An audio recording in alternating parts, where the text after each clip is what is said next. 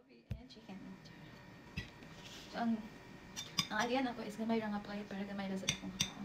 So, ang rice na to is only 3 spoon with down chicken. So, chicken is protein, rice is carbohydrate, and we have 22 half fruits.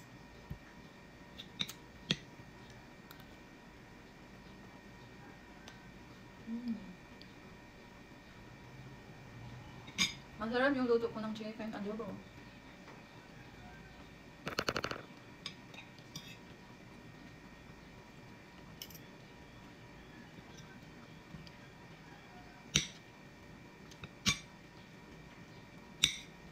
Maaga tayo kasi may lakad ako ngayon.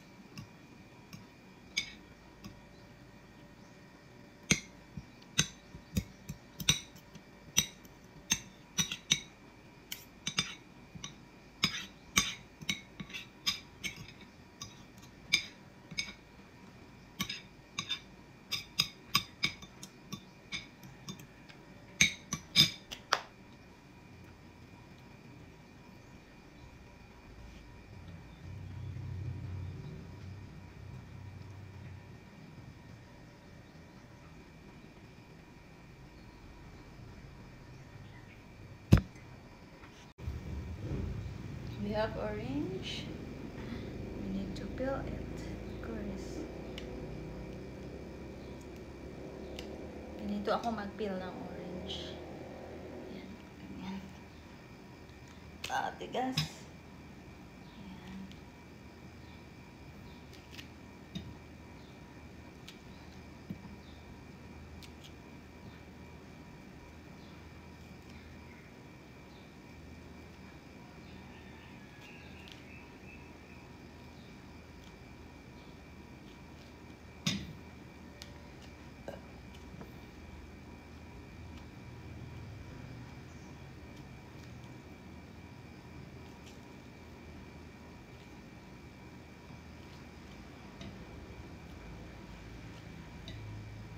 Noong bata pa ako, hindi ako nakakain ng orange.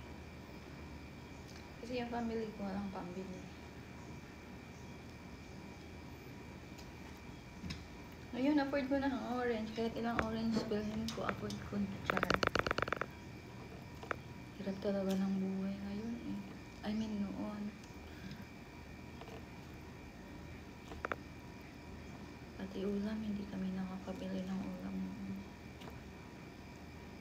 Minsan lang kami nag-aadobo, minsan lang kami nag-chicken, ganun, gawin tuyo. Sa hirap ng buhay, ganun. Pero, thankful pa rin po ako kasi natuto pa akong magtipid, natuto pa akong maging grateful sa anumang bagay na mayroon ako ngayon. Kaya, kung ano man ang pinagdadaanan natin, isipin na lang natin na mga bagay yun para ma-appreciate natin kung anong meron tayo ngayon. Yung mga pinagdadaanan natin na napakahirap, isipin na lang natin na may kapalit yun.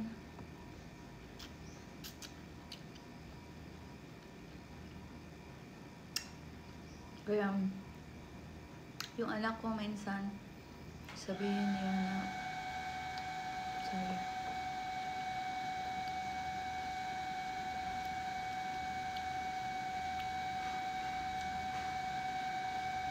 minsan kasi nagko-complain siya, maraming complain yun.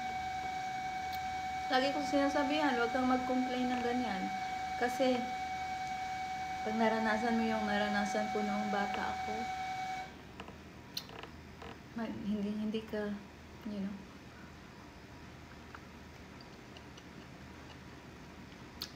ewan ko kung makayanan mo. Ang mga bata talaga yung puro complain na lang. Tulad kanina, sabi niya, naulan daw, ayaw niya pumunta ng, naulan. Sabi ko, magpayong ka na lang. Sabi niya, ayoko kasi baka mabasa yung shoes ko.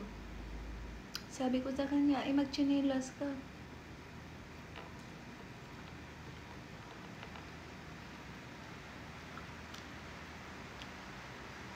Marami talagang ngayon, mga kabataan na puro complain na lang. Ewan ko kung anong nangyari. Siguro dahil sa mga gadgets, gano'n.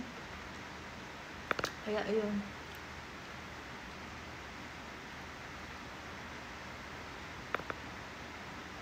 Ano na lang kaya mangyayari sa future nila? Yung puro complain. Salamat po sa inyo sa pag-watch. Kahit ganito lang yung video natin. Minsan, sa buhay, kailangan talaga mag-video para may pang-upload sa YouTube.